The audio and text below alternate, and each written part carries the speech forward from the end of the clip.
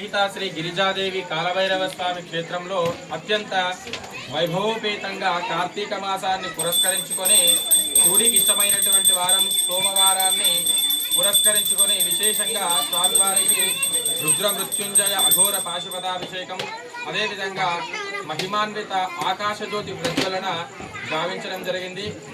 ఎంతో శక్తివంతమైనటువంటి ఈ దేవాలయం లోపల సకల జన భక్తులు స్వామివారికి దర్శించుకుంటారు.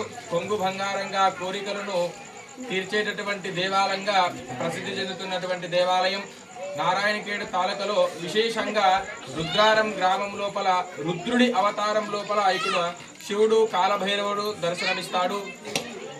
ఇక్కడ స్వామివారికి దర్శించిన సమస్త శుభాశుభాలు కలుగుతాయి.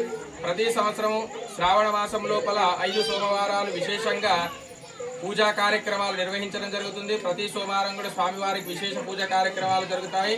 అదేవిధంగా విశేషంగా నేడు కార్తీక మాసాన్ని పురస్కరించుకొని స్వామివారి యొక్క పూజా కార్యక్రమం చేయడం జరిగింది. ఈ కార్యక్రమం లోపల విశేషంగా అన్నదానము తీర్థ ప్రసాదాలు భక్తి శ్రద్ధలతో భక్తులు స్వీకరించి స్వామివారి యొక్క దర్శనం చేసుకోవడం జరిగింది. ఓం స్వస్తి.